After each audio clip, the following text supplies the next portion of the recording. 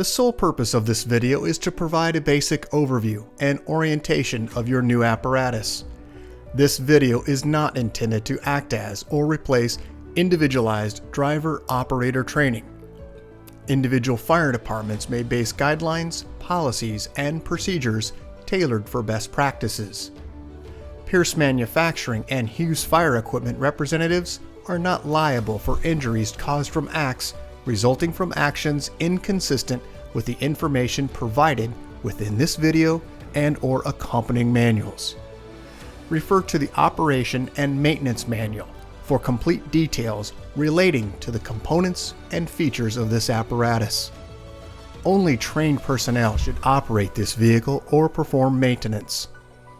You are responsible for learning how to operate this fire apparatus under all conditions without having to refer to the manual while operating at an emergency incident. This video will discuss types of warnings and caution labels. It is your responsibility to locate and identify each of the labels and understand the importance and associated hazards. Warning labels will point out procedure that must be taken or action that must be avoided to guard against the possibility of serious injury or death. Caution labels will advise you that there is a risk of damage to property if certain precautions are not followed. Continuous training, reviewing of operation and service manuals, developing good standardized practices will assist driver operators with a more complete understanding of the components and operation of this fire apparatus. As the driver operator of this vehicle, you are responsible for understanding the function of each component of the apparatus, maintaining control of the fire apparatus at all times while in operation. Make operational and functional changes while operating at an emergency without having to read operator's instructions or safety warning labels. Operate manual override and emergency shutdown procedures immediately if a component fails to operate properly. Components location may vary with each Pierce fire apparatus. Review the exact location of each component prior to operation. Major inconsistencies between your vehicle and the information contained in this video should be directed to your sales representative. Safe operation of any vehicle is the responsibility of the driver operator. You must learn the location and function of all controls, switches, gauges, valves, inlets, and discharges.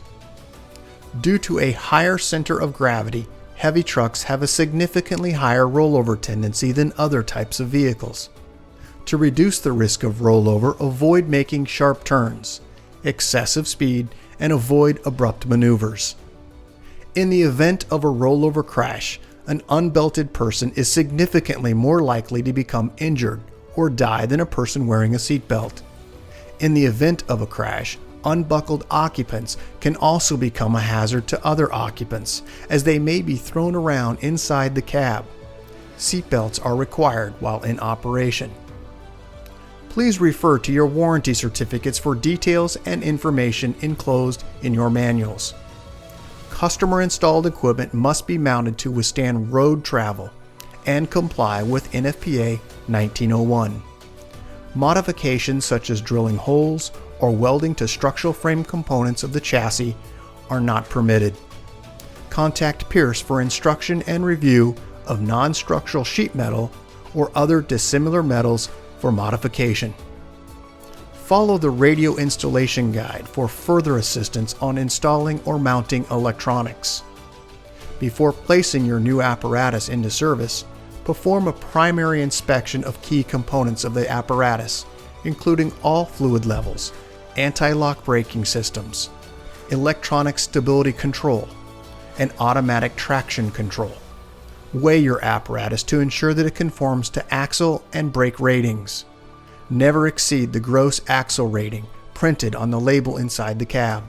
Exceeding these ratings could lead to reduced component life, personal injury, or death. Review the use of auxiliary braking systems, compression brake, exhaust brake, electronic retarder, and hydraulic retarder. Before placing the apparatus in service, refer to the operational maintenance manuals. Information on the operation and maintenance functions for the components such as the pump, pressure governor, and foam systems, along with other options, is provided in either the Pierce manuals and/or other manufacturer support information delivered with the apparatus. If you need more information, please contact Hughes Fire Equipment. Congratulations, Superstition Fire and Medical District, Arizona, on your new Pierce fire apparatus, job number 35111. Please utilize this 5-digit job number when referencing your apparatus with Hughes Fire Equipment and Pierce Manufacturing. We'll get started on a brief orientation of your new apparatus. Starting just under the front bumper, you'll find 2 perimeter lights located on the passenger and driver's side front bumper area. Also within the same vicinity, you'll find 2 tow hooks attached to the frame rail on the passenger and driver's side. Moving up onto the face of the bumper, you'll find your electronic siren and PA speaker, dual air horns, and on the driver's side, your mechanical siren. Unit number E261. As we move up onto the bumper extension, you'll find a swivel discharge on the driver's side.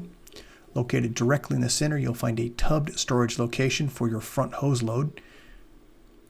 As we move to the body, you'll find emergency warning lights just under the headlight structure. Moving to the outer edges, you'll find a marker, turn indicator, and also headlight structure housing low and high beam headlights. Moving up from that location, you'll find a forward-facing emergency warning light. As we look to the grille area, this is where you'll find directly behind the Pierce logo the latch to release the hood. As we move up onto the windshield, you'll find 3 windshield wipers across the seamless one-piece windshield. As we move to the A pillar on the outer edge, you'll find a mirror housing a flat and convex mirror. As we move to the brow, you'll find 5 clearance lights across the top. Directly in the center, you'll find a forward-facing floodlight. And as we move up onto the roof of the apparatus, you'll find your emergency warning light bar. With inside the light bar in the center is where you'll find your opticom. Directly over the light bar is where you'll find your go light spotlight controlled from within inside the cab. Let's take a look at some of the items close up that we just talked about. First, we'll start with the bumper extension swivel discharge. Moving now into the tubbed storage location, you'll find dry deck material inside and also Velcro tie downs. Directly behind the Pierce logo is where you'll find the release mechanism for the hood. We'll take a quick look at the side of the vehicle. This is the driver's side, full picture, and then we'll go ahead and focus in on the cab next, starting down at the front axle, where you'll find a sight gauge for your front axle. As we move to the step area, you'll find clearance lights located at each point of entry. As we move to the front bumper, you'll find a side-facing emergency warning light. You'll also find your auto eject plugs located on the A pillar. This is for your air conditioner and also shore power inlet. In the step well, you'll find a air inlet. Moving to the rear section of the cab, you'll find a lower rear warning zone. Let's move up to the door handles, easily accessible with a gloved hand. They are also keyed. You'll also find right next to those grab handles for gaining access in and out of the cab. As we move directly over the front axle, at the very top of the cab, you'll find a side-facing scene light. And then as we move to the rear, you'll find a water level tank indicator. And at the very top section, you'll find an additional emergency warning light. This is part of your upper warning. Quick look here. We have Michelin tires, Alcoa wheels, and the sight gauge located in the center for your axle. As we move now to the front bumper area, you'll find that emergency warning light, shore power inlets for air conditioner, and also shoreline power. Affixed to the door panel, we'll find all of our safety and warning information. You'll also find at the base of the seat, when plugged into shore power, your auto charge system will operate. I'd also like to point out about the right ankle of the operator. You'll find an additional placard. We'll go over that in the next few moments. First, affixed to the door panel, all of our safety and warning information, electric windows, and also door locks. As we move to the step area, you'll find your air inlet. Quick view of the auto charge system. Once again, this will activate when plugged into shore power. As we move to the yellow placard, this is for your department. This has information regarding the date of manufacture, the 5-digit job number, gross vehicle weight rating, cold tire inflation, the VIN number, all of the fluid capacities for each of the component, fluid capacity, and fluid types. As we move to the floorboard, you'll find your air horn and electronic siren foot pedals. General view here of the inside area, you'll find your brake treadle in the center. To the right of that, your accelerator. As we move now about the left knee, you'll find the tech module, engine, transmission, ABS diagnostic port, and also display port. Just down from that, you'll find engine diagnostics and ABS diagnostics. At the very bottom, you'll find your regen inhibit and also DPF regen switch. Let's move to the dash now. You'll find on the left-hand side your four-way hazards. Moving downward, you'll find the ignition and start switch.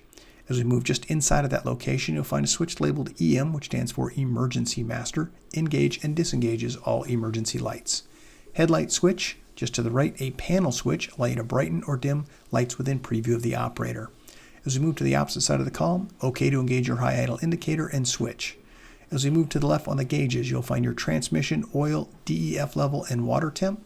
On the right side, you'll find front air, rear air, volts, and fuel level. In the center, you'll find your tachometer and speedometer. Diagnostic engine information will display above and below the speedometer. Let's move just to the right, where you'll find your yellow diamond. Pull to apply your system parking brake and push to release. Just to the right, you'll find the Pierce Command Zone display. Tremendous amount of information right here at your fingertips. Please see the owner's manual for more information. As we move to the right, you'll find an Allison transmission digital readout push button. We also have a switch panel. We'll go over those in the next few images here, and we have a close-up. Moving to the right, you'll find your pump shift. Once again, we'll go over that in just a few moments. Directly above that, you'll find the Go Light, which is the spotlight on top of the roof. You'll also find flat mirror and convex mirror controls, and also climate control for heat, defrost, and air conditioning. Let's move back to the Allison transmission pad. On the right-hand side, digital readout, an informational note, pump and drive. As we move to the right to the switch panel, you'll find your engine brake on and off switch, setting switch for low, medium, and high, fuse block, rear compartment, fuel primer, and mirror heat. When these switches have been activated, you'll see the green indicator will illuminate, indicating that they are on. Let's move just to the right, where you'll find your pump shift. On the left, there are instructions from road to pump. On the right, from pump to road. When engaging, you'll need two green indicators, pump engaged and OK to pump, prior to leaving the cab for pump operations. As we move upward from that location, you'll find your mirror controls for the flat mirror and convex mirror. And then toward the center, you'll find climate control, close-up of the heat, defrost, and also air conditioning. You have a front and rear heat and air conditioning. As we move overhead of the operator, you'll find this yellow placard indicating the height of the vehicle, 10 feet, 5.25 inches, length 35 feet, 0 inches, gross vehicle weight rating, 48,500 pounds. As we move to the switch panel, you'll find a red emergency master, roof light, front warning, side warning, lower rear warning, upper rear warning, opticom, and high beam flash. Moving just to the right, the next set of switches, you'll find front flood, driver side scene, passenger side scene, rear scene, siren brake, electronic siren, future switch location, and load manager. Let's move just to the right of this location, where you'll find your traffic advisor. Moving further to the right, you'll find the Whelan siren control module. This controls your electronic siren and also PA speaker system. If this light is flashing, do not move your apparatus when it is on. You may have a compartment or door open. As we move directly behind the driver's seat, you'll find your EQ2B, which is your mechanical siren control module. Looking to the center area, map book location and storage, just a general view looking from the front section to the rear, 2 forward-facing seats. As we move to the rear also, you'll find on the driver's side a compartment, roll-up compartment door. Affixed to the door panel, we have all of our safety and warning information. Let's go back inside the cab to that roll-up compartment. In the open position, you'll find LED lighting and adjustable shelving. Also, directly in the center, you'll find lift and turn latch will gain you access in for your daily checks for oil and transmission. As we move to the driver's seat area on the rear section, you'll also find an additional seat. Looking at the rear section, you have a pedestal. Underneath that pedestal, there is additional storage located at the very bottom. Let's go ahead and move exterior now, where you'll find at the rear cab an additional storage location, exterior access only. This has LED lighting and adjustable shelving. As we move to the midship location, you'll find your cross lays located at the very upper portion. Just beneath that location, we have an additional storage compartment, LED lighting. Let's go ahead and move further down now, where you'll find a pull-out step. And then we'll go ahead and move now up to the top of the pump panel, starting on the left-hand side of the pump panel with the pump intake gauge. Moving just to the right, you'll find your master pump discharge gauge. And then further to the right, you'll find the blue module. This is your water tank level module. Moving further to the right, you'll find a transmission temperature gauge, and then also an indicator to check transmission if illuminating amber. Moving just to the right in the gray area, which is our engine information center, you'll find gauges around the outer edges of the tachometer, which include fuel level, water temperature, amps, and oil pressure. You'll also find tally lights indicating for yellow, check engine, check transmission, and also red indicating stop engine. Let's move downward on the pump panel. We'll find the color-coded and labeled discharges. You'll also find a red indicator indicating that they are foam capable. As we move to the upper right, you'll find your deluge discharge foam activation. This is the bypass. As we move to the right, you'll find the deluge discharge. Further to the right, you'll find your vacuum and pressure. They are currently plugged and are for testing purposes. Moving to the right, you'll find your air prime. You have an auto prime on-off. As we move further down, you'll find your Husky foam system control module. Also instructions here for operating that foam system. And then to the right, your foam level indicator for level of foam in the tank.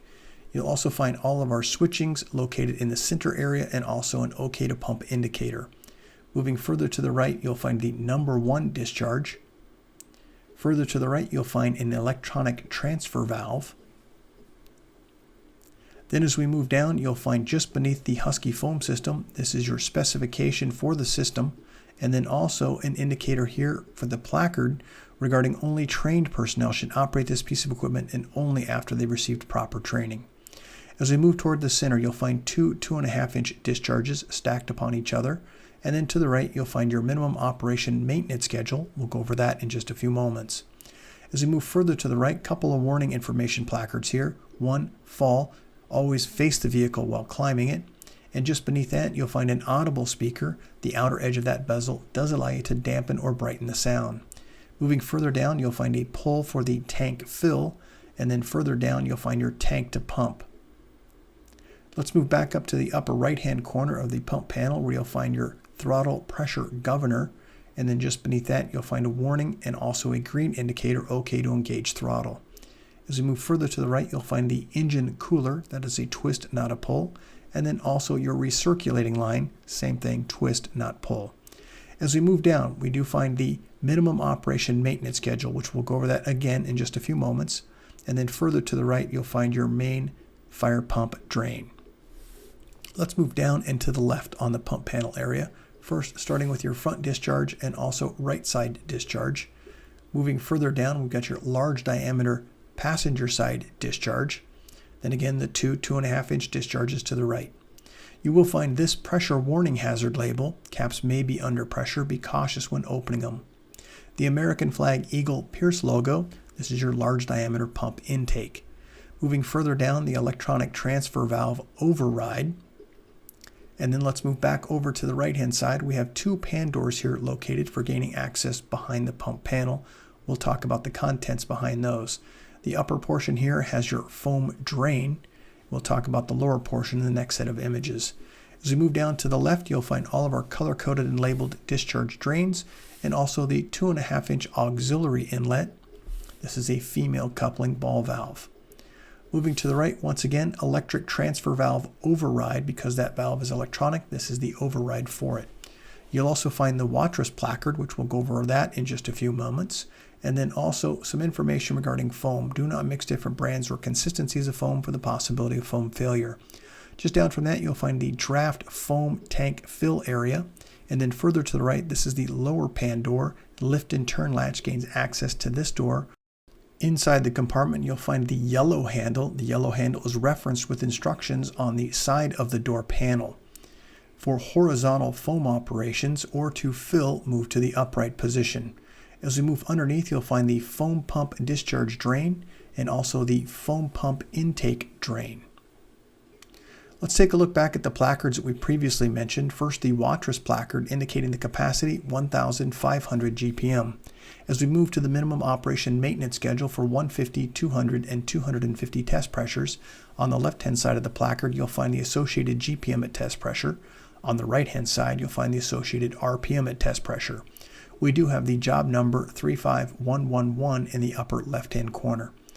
Let's move now to the rest of the body. We'll identify a few items within this area, first starting with the marker light, which is directly in front of the axle.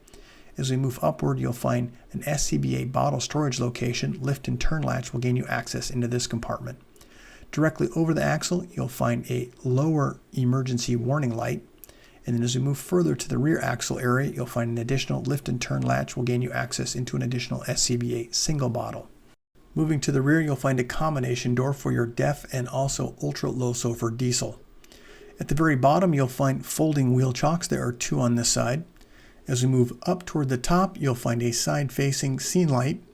And then to the very rear, you'll find a emergency warning light, side and rear facing. Let's go ahead and take a look inside the compartments on the driver's side. First, you'll find at the very uppermost portion of this compartment, when plugged into shore power, your battery charging system will become active, maintaining batteries. As we move now to the rear section, this is directly over the axle, you'll find SCBA bottle storage in this location. As we move downward, you'll find the combination door, which houses the ultra low sulfur diesel fill, which is the silver cap. When you move the flap downward, it exposes the 4.5 US gallon DEF tank, which is the blue cap. Let's move toward the rear. LED lighting, adjustable shelving, and also a pull-out tray in the lower section. The release mechanism is on the lower right-hand side of the pull-out tray. Let's move to the rear of the apparatus. We'll identify a few items within this area. First, perimeter lighting located at the very bottom. There are also two attachment points at the rear section. As we move from this location to the outer edges, both passenger and driver side, you'll find a combination emergency warning light, brake light, turn, and reverse light. Moving up from that location, you'll find a rear-facing emergency warning light, and then up from that location, you'll also find a rear-facing scene light. There are also 4 fold-down steps, 2 in the lower portion and 2 in the upper portion for gaining access to the hose bed area. You'll also find on the driver's side a 10-foot folding attic ladder and also 2 storage locations for long-handled tools. You do have a backup camera located directly in the center. Above that is your traffic advisor. As we move upward in the hose bed area, you'll find long-handled tool storage and then also storage location for 2 backboards. Let's take a look at some close-ups. First, rear scene light switch. As we move now to where the storage location for your long-handled pike poles on either side, and in the center, a 10-foot folding attic ladder. Moving to the center section of the hose area, you'll find backboard storage, long-handled tools. Close up here, some identifying. First, warning, fall hazard, do not ride on the vehicle while it's in motion, and also face the vehicle while climbing. As we move to the roll-up compartment door, you do have a adjustable shelf located in the center. General view here of the side of the vehicle will start next into the rear compartment on the passenger side. Let's go ahead and move forward now. In front of and rear of the axle, you'll find SCBA bottle storage, 1 in the rear section, 2 in the forward section. You'll also find a pan door will gain access to the hydraulic oil fill location for your equipment rack. There is also information here on the type of oil on the door panel itself. Let's go ahead and move to the next compartment forward. Located at the marker light, you'll find a warning label. This warning label is pertaining to extremely hot diesel exhaust temperatures. Please be cautious where you park your vehicle, especially during regen operations. As we move now to the midsection of the pump area at the very top, you'll find your booster line or red line. You'll also find grab handles for gaining access, and rollers for easing out of that hose. As we move downward, you'll find pan doors located. Lift and turn will gain you access behind the pump panel. As we move down, you'll also find the powered equipment rack, which we'll go over in just a moment. Beneath that, you'll find the reel rewind switch, and then also a few warning labels here regarding one, fall. If you are climbing on the vehicle, always face the vehicle, and then also a pressure warning hazard. There are two 2.5-inch discharges located on this side also. Let's go ahead and go inside those pan doors that we talked about earlier. You'll find first your intake relief valve. This is the setting for that relief valve. As we move down, you'll find additional access inside or behind the pump panel area.